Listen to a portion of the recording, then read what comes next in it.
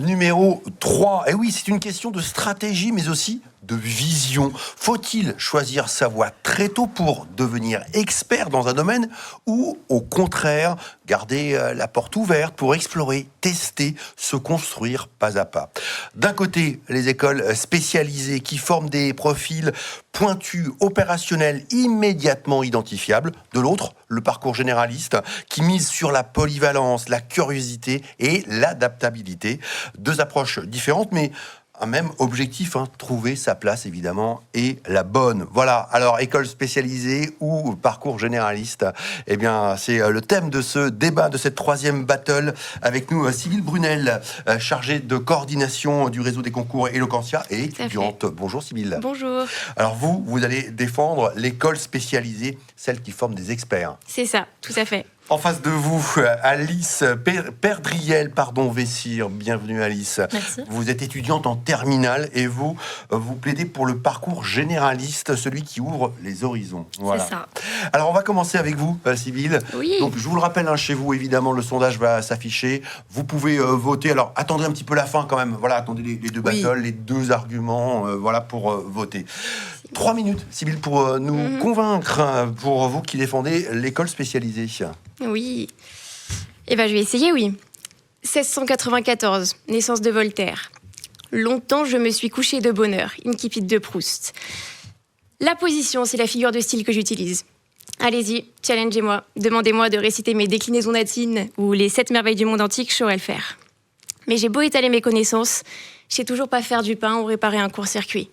Et quand mon électricité saute, il faut que j'appelle mon père. Dans ces moments-là, il n'est pas très utile, Voltaire.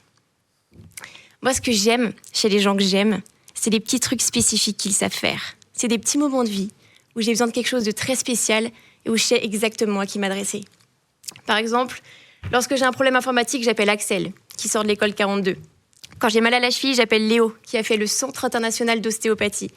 Et puis quand je doute de mes droits, j'appelle ma sœur, élève magistrate à l'ENM. Dans une école spécialisée, on apprend une connaissance particulière. On ressort avec un métier précis. On est radiologue, informaticien, journaliste, boulanger, fleuriste peut-être. Et j'aime à penser qu'on sait ce qu'on veut faire dans la vie. Moi, ce qui m'épate, c'est qu'on puisse être assez sûr de soi pour dire « c'est cette école qui m'intéresse, c'est ça que je veux faire ». On développe une connaissance très particulière. On apprend à utiliser un dé à coudre ou à scratcher des données sur Rocket Reach. Comment vous avez su, vous, après le lycée, que ce que vous vouliez faire, c'était travailler sur un plateau télé? Moi, j'aurais aimé avoir cette certitude-là. Et je respecte beaucoup le fait qu'on veuille faire quelque chose de ses mains. L'école spécialisée, c'est la plus belle revanche sur le lycée. C'est comme dire aux profs, vous avez voulu tout m'apprendre, mais moi j'ai eu assez de jugeote pour choisir ce que je voulais garder. L'université, elle nous laisse le temps, elle nous informe, elle nous donne un bagage culturel. Mais arrive un moment où la connaissance est au savoir-faire ce que le matelot est au capitaine, une aide qui ne peut seule faire avancer le navire. Après, moi, vous me direz, je m'en sors plutôt pas mal. Je me suis spécialisée dans la prise de parole en public. Ce qui me permet, sans être spécialiste de rien, de pouvoir parler de tout. Et vous le faites très bien, Sybille. Bravo, c'était vraiment absolument brillant. On va évidemment vous donner la parole. Alice, qu'avez-vous à répondre à Sybille, vous qui défendez le parcours généraliste? C'est ça, exactement. Donc, depuis l'enfance, une chose persiste, l'envie de poser des questions. Pourquoi, qui, comment? 3 mots, 3 clés de compréhension pour découvrir le monde. On nous répète souvent, tu devrais choisir un domaine, mais comment choisir quand le monde entier nous fascine? Quand chaque sujet ouvre une porte sur un autre et qu'à force d'ouvrir des portes, on comprend qu'on ne veut pas de mur. Certains veulent maîtriser un savoir, moi je veux comprendre le lien entre tous ces savoirs, pour par la suite pouvoir prendre de meilleures décisions beaucoup plus éclairées. Certains tracent une route sans jamais regarder ailleurs, d'autres préfèrent les chemins de traverse, et j'admire ceux qui prennent le temps de regarder le paysage avant de foncer. Choisir un parcours ouvert, c'est choisir l'horizon plutôt que le tunnel, c'est vouloir comprendre comment tout s'articule, comment une équation peut expliquer un poème, comment une idée politique peut naître d'un roman, comment l'art, la science et la philosophie se répondent sans jamais se contredire.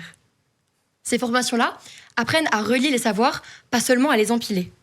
Elles forment des esprits tisseurs de sens, capables de voir le monde comme une grande toile, où chaque fil compte, où chaque détail dialogue avec l'ensemble. Parce que nos carrières ne sont plus des lignes simplement droites, elles sont des constellations, avec un point ici, un autre là, et entre les deux, la capacité de relier. Le monde change beaucoup trop vite pour qu'on reste figé. Les métiers naissent, mutent et meurent avant même qu'on ait eu le temps de les nommer. Et pendant ce temps, les curieux s'adaptent. Le généraliste, c'est ceux qui apprennent à danser avec l'incertitude, parce que dans un monde qui se réinvente tous les 4 matins, il ne suffit plus de savoir, mais il faut savoir apprendre. Et puis, on nous a souvent dit une de perdue, 10 de retrouvée. Alors, pourquoi vouloir n'en garder qu'une, alors que lorsque on choisit de ne pas fermer de porte, on peut découvrir 10 autres chemins derrière la suivante. Le généraliste, c'est celui qui accepte de perdre une certitude pour en gagner 10 autres. Alors, refuser de se spécialiser trop tôt, ce n'est pas de l'indécision, c'est dire je ne veux pas être enfermé dans un choix que je n'ai pas encore eu le temps de pleinement habiter. De plus, ces parcours offrent un luxe rare, le luxe du temps. Le temps d'essayer, le temps d'explorer, le temps de comprendre avant de choisir, le temps de respirer, surtout, dans un monde qui va trop vite, mais de regarder autour. C'est surtout le temps d'apprendre qui l'on est avant d'apprendre quoi faire.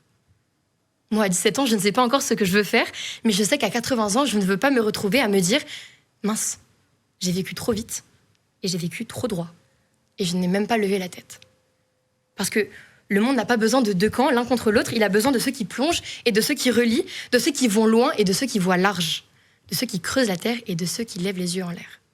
Alors non, je n'ai pas peur de ne pas savoir tout de suite, j'ai juste choisi de savoir un peu de tout pour mieux comprendre ce que je veux vraiment savoir. Parce qu'avant de choisir sa place dans le monde, il faut d'abord comprendre le monde dans lequel on choisit. Bravo Alice, bravo à toutes les deux, c'est vraiment brillant, les arguments se valent. J'espère que vous, de l'autre côté chez vous, vous prenez autant de plaisir que nous à écouter ces oratrices parce que c'est vraiment très intéressant et que ça nourrit encore une fois votre réflexion.